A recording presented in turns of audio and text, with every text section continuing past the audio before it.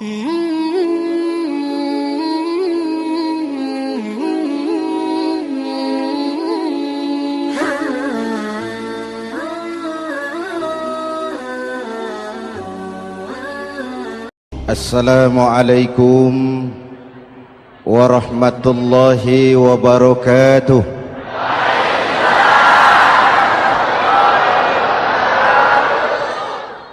Alhamdulillah wassalatu wassalamu ala Rasulillah Sayyidina Muhammad ibn Abdullah wa ala alihi wa sahbihi wa mawalah, amma ba'du.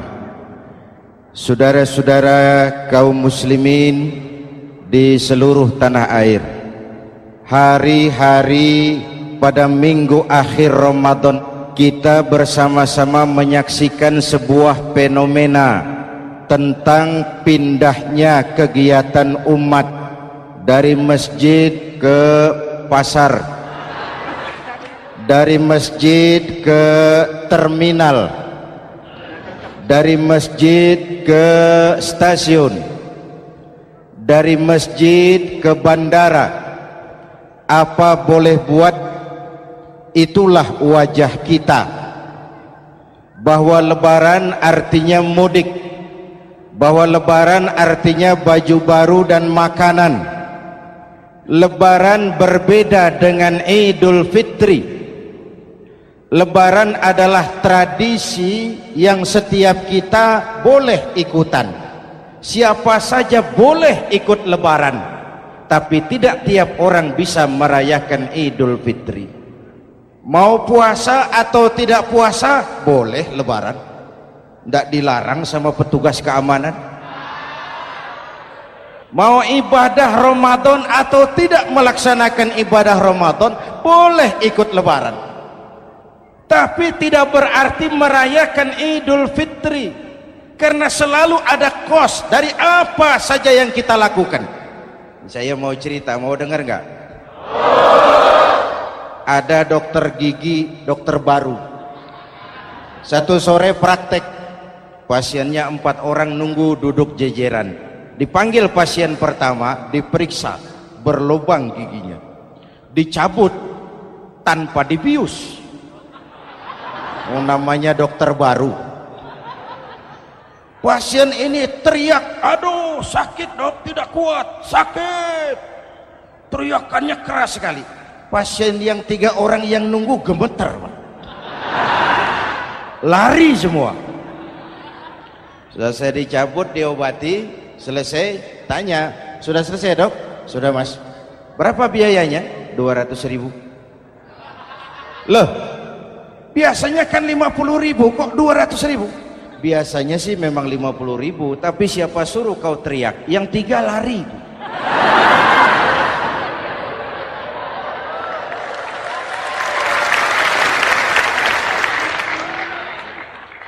Cerita pendek ini ingin berpesan kepada kita, selalu ada ongkos yang harus kita bayar dari apa saja yang kita lakukan. Mau ibadah atau tidak, mau jadi orang baik-baik atau jadi bajingan paling tengik, mau berbuat salah atau berbuat soleh, selalu ada kosnya, selalu ada ongkosnya. Kita bicara kembali kepada fitrah, Idul Fitri. Bagaimana caranya? Pertama, saya ingin mengutip bagian pendek dari ayat 185 Al-Baqarah. Walitukmilul iddata walitukabbirullaha ala ma hadakum wala'allakum tashkurun. Ada 4 hal dari cuplikan ayat pendek ini. Pertama, walitukmilul iddata, hendaknya engkau sempurnakan jumlah bilangan hari puasamu. Berpuasa sebulan penuh. Sebulan penuh itu bisa 29, bisa 30. Pak, kalau beda pendapat bagaimana? Ada yang lebaran tanggal 5, ada yang lebaran tanggal 6. Hadirin, bagi yang punya kemampuan berijtihad, silahkan melakukan ru'yatul hilal. Bagi yang tidak, lebih aman ikut pesan Nabi. Apa pesan Nabi? Fa iza ikhtalaftum fa'alaikum bisawadil a'zam ma'al haqqi wa ahlihi. Kalau kamu berbeda pendapat, ikut golongan terbanyak yang benar dan ahlinya. Jadi walaupun banyak, kalau tidak benar dan bukan ahlinya, tidak usah ikutin. Banyak benar dan ahlinya. Contoh, 100 insinyur berbeda pendapat dengan 10 kiai tentang doa kunut. Yang diikuti pasti 10 kiai, bukan 100 insinyur. Betul? Atau sebaliknya, 10 insinyur berbeda dengan 100 kiai tentang konstruksi jembatan. Yang diikuti tentu 10 insinyur, benar dan ahlinya. Maka yang paling aman, kita punya departemen agama. Departemen agama punya ahli dari MUI, dari Nahdlatul Ulama, dari Muhammadiyah, dari Al-Wasliyah, dari Syarikat Islam, dikumpulkan melakukan ru'yatul hilal. Yang paling aman, dengeri saja pengumuman departemen agama.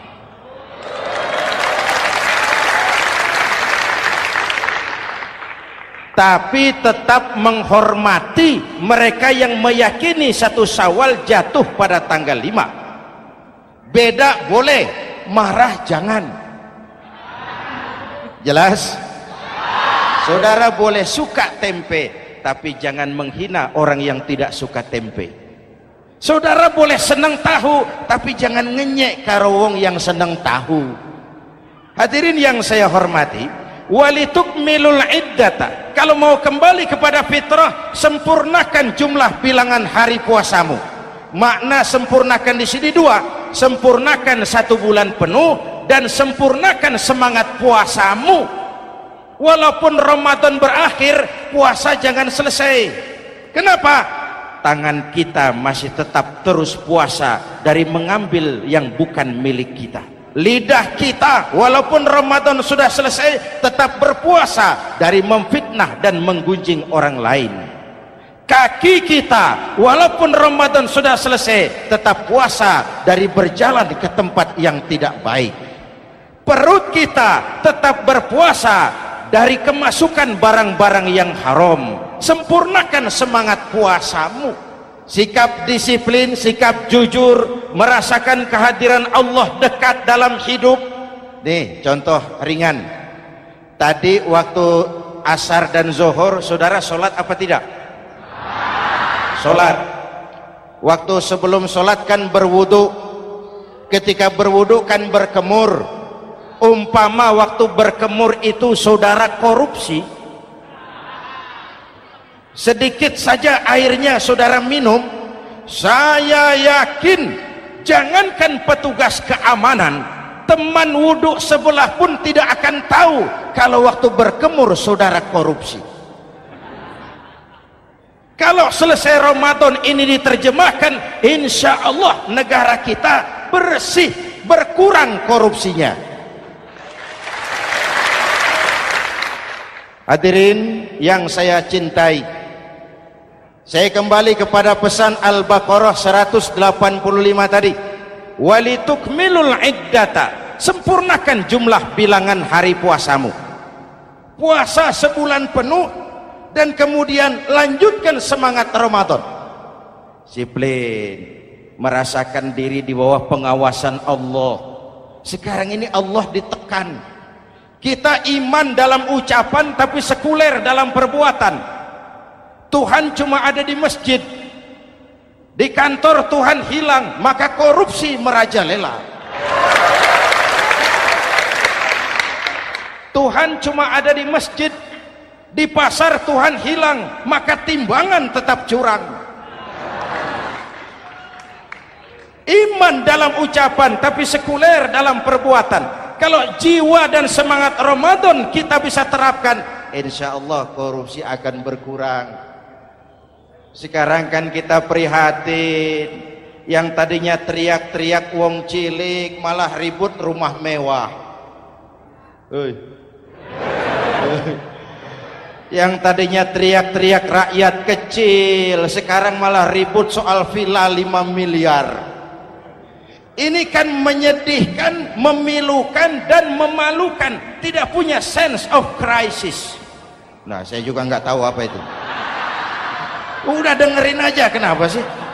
Usil bener. Padahal ekonomi kita masih terpuruk.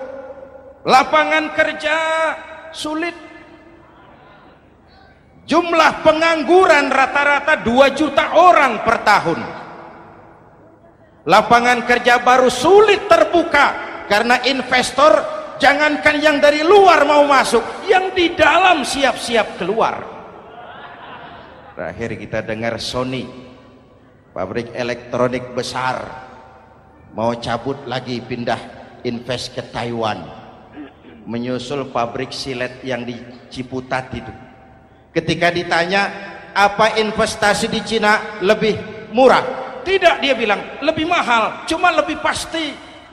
Di Indonesia murah, cuma mejanya kebanyakan. Biaya siluman, namanya siluman nggak karu-karuan. Keluar uang banyak, urusan tidak pasti, capek. Disahkan undang-undang penyiaran yang justru ditolak oleh masyarakat penyiar sendiri. Industri penyiaran bakal kolaps.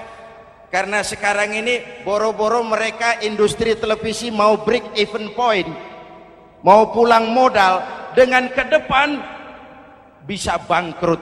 Akibatnya bisa kita pastikan, jumlah pengangguran makin bertambah. Hadirin yang saya hormati, kita memang setuju jangan terlalu mengadopsi siaran-siaran televisi dari luar. Kita harus punya filter, tapi pada sisi yang sama kita juga harus memperhatikan lapangan kerja buat rakyat kita ini.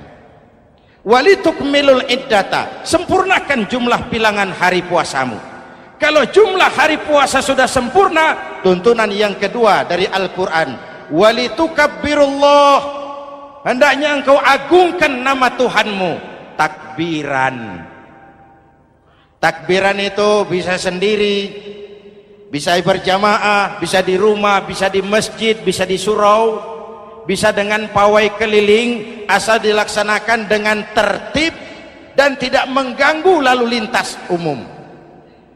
Prakteknya yang terjadi, pawai keliling itu mengganggu ketertiban umum, perang petasan, mengganggu lalu lintas. Terjadi macam, ada yang takbiran bawa bendera partai. Innalillahi wa inna ilaihi raji'un. Ini takbir politik. Hadirin yang saya hormati, kalimat takbir dalam kondisi kita, saya ingatkan kepada satu ungkapan Bung Tomo. Bung Tomo, pelaku sejarah, tokoh 10 November yang dikenal sebagai Hari Pahlawan, dalam satu pidatonya saya ingat pernah berkata, andai kata tidak ada kalimat takbir, ini ungkapan Bung Tomo, andai kata tidak ada kalimat takbir, saya tidak tahu dengan apa saya harus menggerakkan putra-putra terbaik bangsa untuk bangkit berjuang melawan penjajah.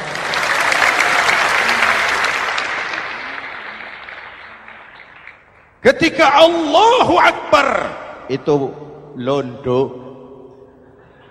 kelihatannya kecil, meriam nggak meleduk. Dahulu orang-orang tua kita cuma ada 2 kata, merdeka atau mati. Tidak berpikir nanti kalau menang dan merdeka saya jadi wali kota di mana.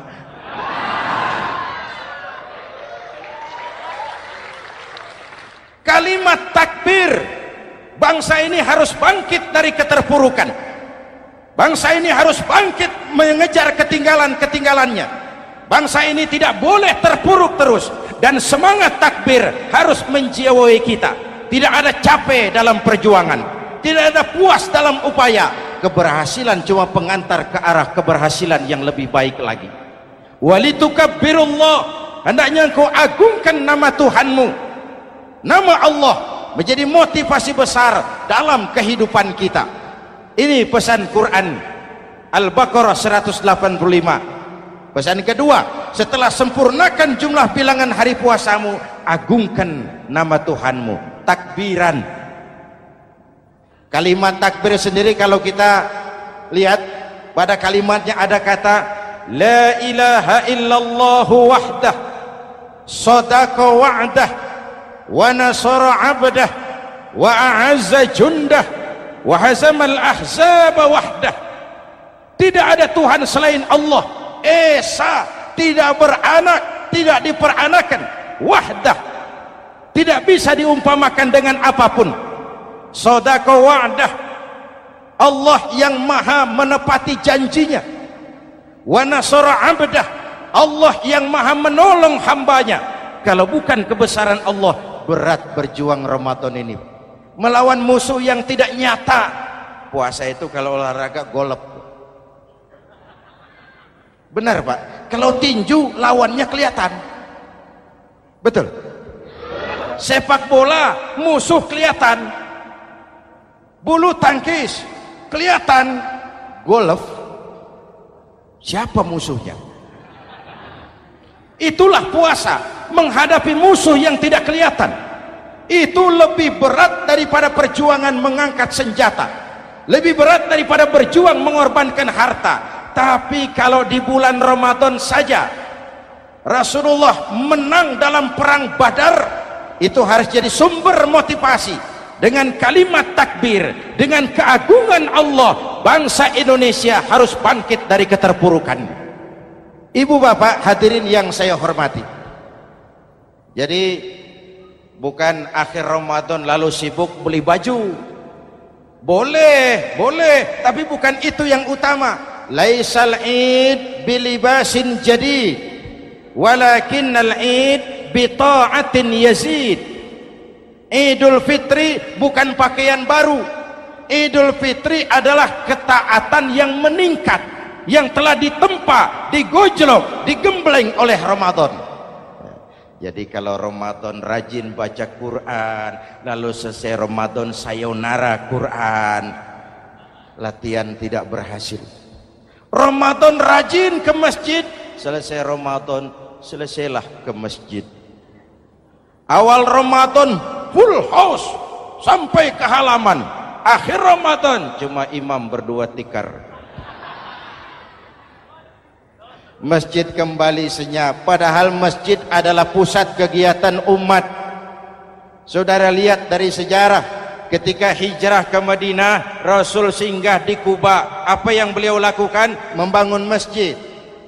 Ketika sampai di Madinah, kesibukan pertama beliau apa? Mencari rumah dinas? Bukan. Kesibukan pertama beliau mencari lokasi di mana membangun masjid. Isra dan Mi'raj, perjalanan besar dimulai dari masjid ke masjid. Ini indikasi masjid memang merupakan pusat kegiatan umat. Umat Islam dengan masjid seperti ikan dengan air, tidak boleh pisah. Ada ikan yang tidak betah di air? Ada. Ikan mau modar. Kalau umat sudah mulai menjauhi masjid, jiwanya yang akan mati. Kalau jiwanya mati, jasadnya masih hidup, itu namanya bangkai berjalan. Walitukabbirullah, engkau agungkan nama Tuhanmu, takbiran. Setelah berjuang penuh membina takwa, mengharap ridho, mengendalikan nafsu. Ingat loh, puasa itu bukan menghilangkan nafsu, mengendalikan, menempatkan pada tempatnya. Manusia tanpa nafsu bukan manusia, tapi manusia yang disetir nafsu turun jadi binatang, bahkan lebih rendah daripada binatang. Puasa ini menempatkan nafsu di tempatnya. Hai laki-laki, kamu nafsu sama perempuan? Betul Pak. Perempuan suka laki-laki? Betul Pak. Boleh lewat sini, lewat pintu yang disebut nikah. Ini nafsu disalurkan lewat pintu yang disebut nikah. Jangan seperti ayam kawin tiap malam, nikah tidak mau.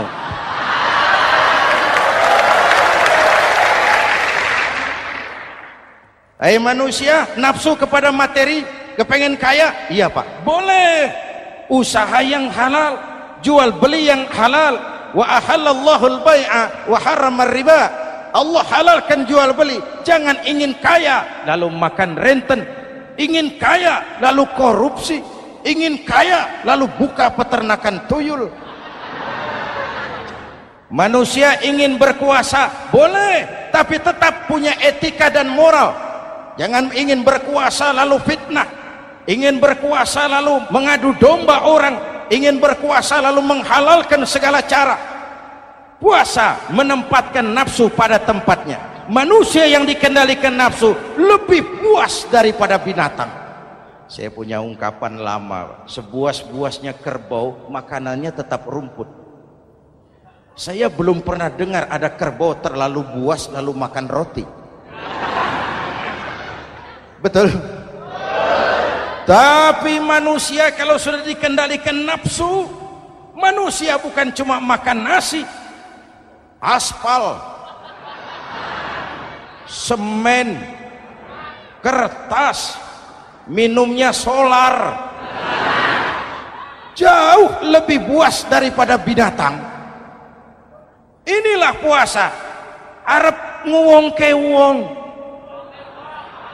agar manusia itu jadi dirinya, fitrahnya, jangan dikendalikan oleh nafsu. Kita ini sudah diciptakan fi ahsani taqwim. Masya Allah. Hadirin, yang ketiga pesan Al-Baqarah 185 tadi, setelah sempurna jumlah bilangan hari puasa, lalu mengumandangkan takbir, membayar zakat fitrah. Kenapa itu kita lakukan? Mengagungkan nama Allah. Ala ma hadakum. Agungkan nama Allah yang telah memberikan hidayahnya kepadamu.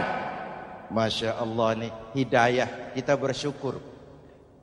Hidayah ini hak prerogatif Allah, diberikan kepada siapa saja yang dikehendaki oleh Allah. Kita bisa lihat dalam sejarah, ada anak Nabi tidak mendapat hidayah, tidak terpanggil mengikuti kebenaran yang disampaikan oleh bapaknya, namanya Kan'an, putra Nabi Nuh.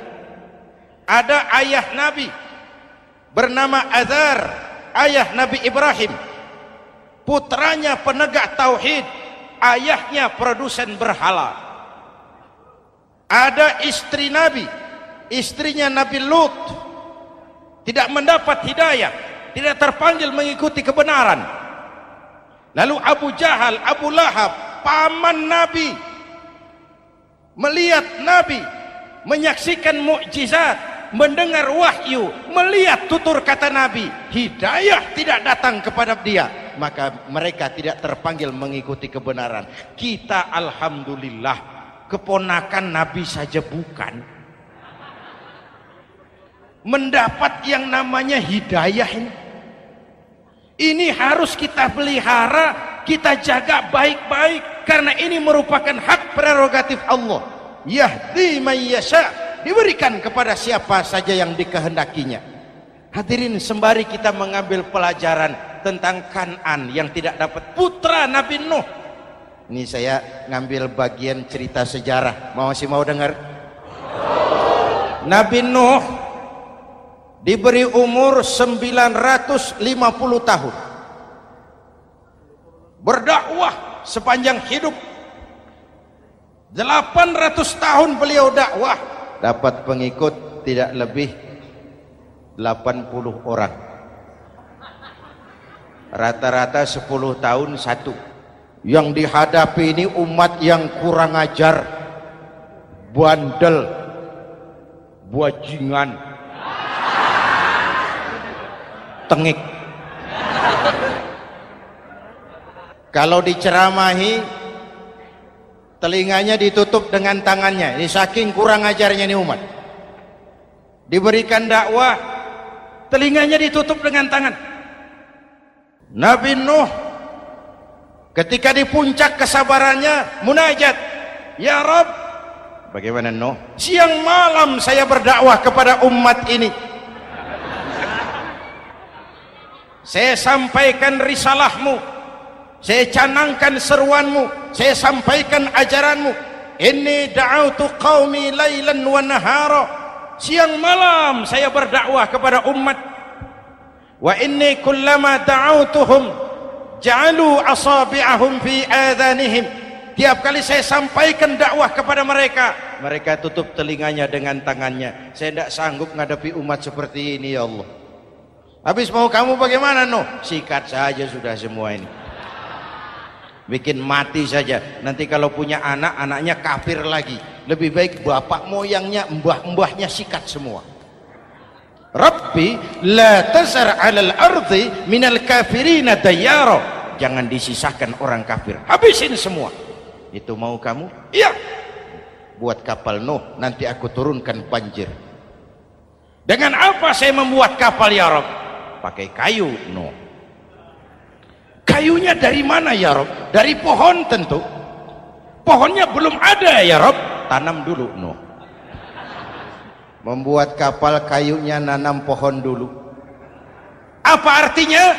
Perjuangan bukan simsalabim abragedabra. Perjuangan bukan makan lombok, ini hari dimakan, ini hari pedas. Perjuangan itu proses. Ada keringat, ada air mata, ada darah, tempo-tempo nyawa. Itulah perjuangan.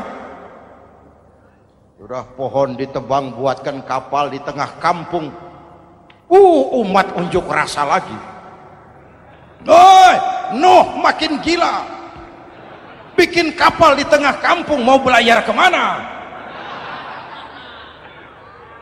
Selesai Nuh, selesai ya Rob, naik. Orang-orang yang beriman bersamamu naik, binatang serba sepasang naik, naik Nuh, naik orang beriman naik, binatang serba sepasang. Gerimis mulai turun. Setelah kapal semua terisi, Nabi Nuh kontrol, sudah naik semua, sudah Nuh. Mas Bejo ada? Ada. Mbok Painem naik, sudah masuk. Oke, Kan'an anak saya ikut tidak naik kapal. Kami tidak lihat Nuh turun ke bawah. Ada Kan'an, kami tidak lihat Nuh naik ke atas buritan. Kelihatan Kan'an tidak ikut naik kapal, kumpul bersama orang kafir di daratan. Inilah potret kehidupan, kumpul dengan orang-orang kafir. Berapa banyak anak-anak kita tidak mau ikut orang tuanya ke masjid, kumpul dengan orang-orang kafir di tempat maksiat. Nuh karena sayang kepada anak, dari atas kapal memanggil, ya bunayyarkam ma'ana. Ya, ini bahasa orang manggil Pak. Kan'an kesini nak, naik kapal sama papi. Ini terjemahan bebas. Jawab Kan'an di bawah, tidak mau Pak, saya di sini saja. Jangan nak, Allah sedang murka, akan turun banjir. Kalau datang banjir Bapak, sa'awi ila jabalin ya'simuni minal ma', saya akan naik ke gunung tinggi yang bisa menyelamatkan saya dari banjir. Kan'an naik ke gunung tinggi, gunung pun tenggelam dihantam banjir. Dalam puncak kepedihan, Nabi Nuh akhirnya sadar, ya Allah, kalau orang kafir tenggelam memang saya yang minta, tapi Kan'an kan anak saya. Nuh, anggap Kan'an bukan anakmu. Wa innahu amalun ghairu salih. Nuh sadar, akhirnya bilang, ana urid wa anta turid wallahu fa'alun lima yurid. Aku punya kemauan, kau Kan'an punya kemauan, Allah juga punya kemauan. Kemauan Allah lah yang akhirnya jadi kenyataan. Nek sekarang juga kita ngadepi musim banjir. Bukan banjir air saja, banjir peradaban-peradaban yang masuk ke negeri kita. Banjir maksiat, banjir munkarot. Kalau kita sudah ke masjid, kita sudah naik kapal, tolong kontrol anak-anak kita, tolong kontrol tetangga kita. Ayo naik kapal, banjir.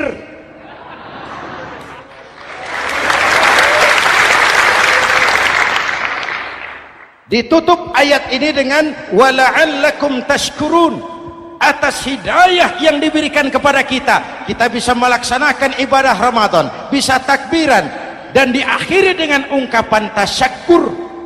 tasyakur dan tafakkur, mensyukuri nikmat. Saya berulang kali mengingatkan, nikmat bisa berubah menjadi azab kalau kita tidak pandai mensyukurinya. Bayangkan Pak, tahun 87-an kita itu jadi negara yang berswasembada pangan. Beras kita cukup untuk rakyat kita. Sekarang kita jadi pengimpor beras terbesar. Kita beli beras ke Vietnam, kita beli beras ke Thailand, ke negara-negara yang lebih kecil dari kita. Kenapa? Karena sawah kita tanami gedung dan beton. La in syakartum la azidannakum wa la in kafartum inna adzabi lasyadid. Kalau kamu bersyukur, aku tambah nikmat. Kalau kamu ingkar, tidak pandai bersyukur, awas, azabku pedih. Maka ungkapan saya, orang kaya bisa masuk surga karena hartanya, orang kaya bisa masuk neraka juga karena hartanya. Syukur apa tidak syukur? Pejabat bisa masuk surga karena jabatannya, pejabat banyak yang masuk neraka juga karena jabatannya. Syukur apa tidak syukur?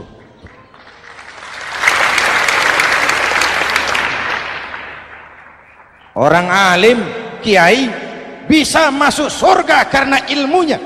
Orang alim pun bisa masuk neraka lebih dulu dari penyembah berhala juga karena ilmunya. Syukur apa tidak syukur? Kasih jabatan sebagai pemimpin lalu menyadari sayyidul qaumi khadimuhum. Pemimpin suatu umat adalah pelayan bagi umat itu. Pelayan harus melayani, bukan minta dilayani. Selama ini kita memandang jabatan itu jalan pintas menuju kaya. Jabatan itu artinya kekuasaan dan fasilitas, maka yang lahir rampok-rampok baru.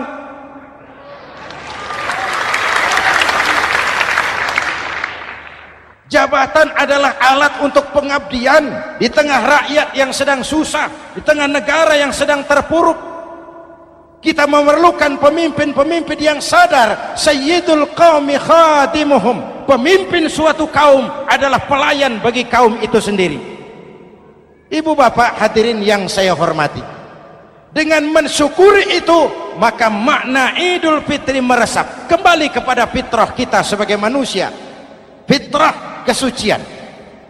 Secara sederhana orang gambarkan kembali kepada fitrah seperti bayi baru dilahirkan oleh ibunya, bersih, suci, tanpa dosa, lantaran sudah dibersihkan oleh ibadah Ramadan. Tapi para ulama khalaf ada yang mengartikan fitrah itu kecenderungan kepada kebajikan, kecenderungan kepada kebaikan. Itu juga fitrah. Kembali kepada fitrah manusia, kecenderungan untuk berbuat baik. Kita lahir bayi tidak punya dosa, betul? Tidak ada dosa warisan dalam Islam. Kalau harta warisan ada, dosa warisan tidak. Karena itu dalam Islam juga tidak ada penebusan dosa. Kalau dosa bisa ditebus dengan uang, tentu Menteri Keuangan nomor 1 masuk surga.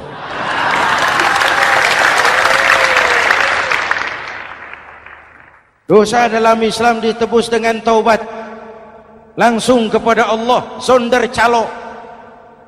Hadirin yang saya hormati, kembali kepada fitrah seperti bayi baru dilahirkan oleh ibunya, bersih, tidak punya dosa kepada Allah lantaran sudah dibersihkan oleh ibadah Ramadan. Soalnya kemudian kita kan tidak hanya bersalah kepada Allah, kita ini juga bergaul dengan sesama manusia, betul? Sebuah hadis, sahabat ditanya oleh Rasul, atadruna manil muflis? Saudara-saudara, tahu kamu siapa orang yang bangkrut? Oh Rasul, orang bangkrut yang tidak punya uang, orang bangkrut yang tidak punya harta. Salah kata Rasul, innal muflisa min ummati, yang bangkrut dari golongan umatku, yang besok di hari kiamat datang menghadap Allah dengan membawa pahala solat, membawa pahala zakat, membawa pahala haji, membawa pahala sedekah pada satu pihak. Sementara pada sisi yang lain sebelah kiri, orang ini juga datang membawa kesalahan. karena pernah mencaci maki orang, pernah memfitnah orang, pernah memakan harta orang dengan cara yang zalim. Satu sisi bawa kebajikan, sisi lain bawa kesalahan. Kalau ini yang terjadi, bagaimana nasib kita? Kata Nabi, Tuhan, ini pahala solat saya, ini solat yang wajib, ini yang sunnah, rawatibnya, nawafilnya. Datang orang, sebentar Tuhan, apa? Dia memang rajin solat, tapi saya pernah dicaci maki, hancur nama saya, remuk hati saya. Di dunia saya tidak bisa membalas karena dia lebih berkuasa. Sekarang saya menuntut keadilan. Betul? Iya Tuhan. Sini pahala solatmu, kasih orang yang kau caci maki. Tuhan, ini pahala puasa saya, yang wajib Ramadannya, sunnah 6 hari Syawalnya, Senin Kemisnya. Ini Tuhan. Datang lagi, sebentar Tuhan. Kenapa? Dia memang rajin puasa, tapi saya pernah difitnah tanpa benar, dicorengkan arang ke dahi, hancur nama saya karenanya. Saya menuntut keadilan karena di dunia waktu itu cuma banyak pengadilan tapi tidak ada keadilan.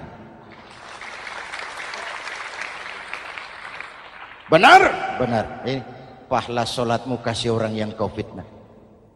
Tuhan, ini pahala zakat saya. Datang lagi, Tuhan, dia memang suka zakat tapi korupsinya lebih besar dari zakatnya. Nuntut keadilan. Sini pahala zakatmu kasih. Kalau habis pahala kebaikan, orang yang menuntut masih banyak, diambillah dosa orang yang kita sakiti, diberikan kepada kita. Pahala dipreteli, dosa diberikan. Apa enggak bangkrut?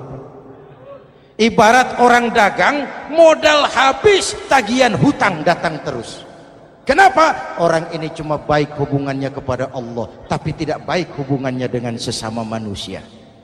Karena itu, dalam konteks dengan fitrah, manusia makhluk yang fitrah. Apa fitrah itu? Pertama, manusia makhluk yang bertuhan. Itu fitrah. Mengingkari Tuhan, mengingkari fitrah. Yang kedua, manusia makhluk sosial, zon politikan. Itu fitrah. Kita tidak bisa hidup sendiri. Betapa dan siapapun kita memerlukan yang lain. Maka nuansa Ramadan intinya adalah silaturahmi. Nuansa Idul Fitri silaturahmi antara sesama kita. Ada baiknya saya ingatkan lagi sebuah hadis. Masih mau dengar? Selesai sholat Id, sahabat mendengar Rasul mengucapkan amin 3 kali. Amin, amin, amin. Ya Rasul, ada apa? Tadi turun Jibril selesai sholat, mau berdoa. Muhammad, aku mau mohon kepada Allah, mau kau aminkan? Silahkan Jibril. Jibril doa, Rasul amin. Doanya 3 macam permohonan, maka Rasul 3 kali mengucapkan amin. Kalau sudah Jibril yang doa, Rasul yang amin, apa ya doanya ditolak? Apa isi doanya? Yang pertama, ya Allah, doa malaikat Jibril, hari ini 1 Syawal, waktu itu doanya, saya mohon kepadamu, jangan engkau terima puasa dan ibadahnya anak yang durhaka kepada ibu bapaknya. Rasul mengucapkan amin. Renungan buat kita. Itu sebabnya barangkali sesibuk-sibuk di Jakarta masih mau mudik nemui orang tua. Yang kedua, ya Rabb, saya mohon kepadamu, jangan engkau terima puasa dan ibadahnya istri yang durhaka kepada suaminya. Amin. Kedengaran Bu? Ada ibu-ibu tanya, Pak, kalau suami yang durhaka sama istrinya bagaimana? Ah, hadisnya tidak menjelaskan itu, Bu.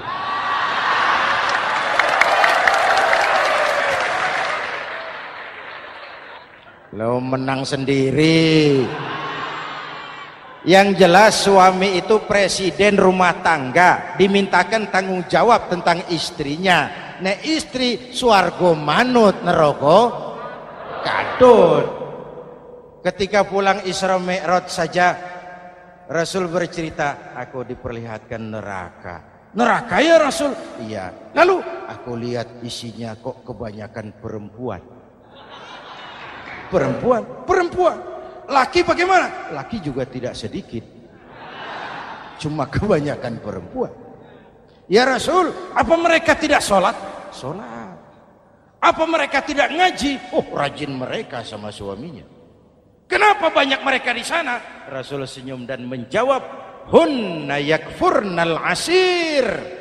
Umumnya perempuan kurang bisa terima kasih sama suaminya.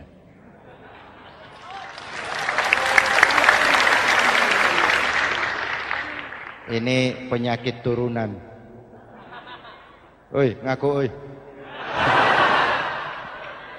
Lalu yang ketiga, ya Allah, hari ini saya mohon kepadamu, jangan engkau terima puasa dan ibadahnya muslim yang tidak mau memaafkan sesama saudaranya muslim.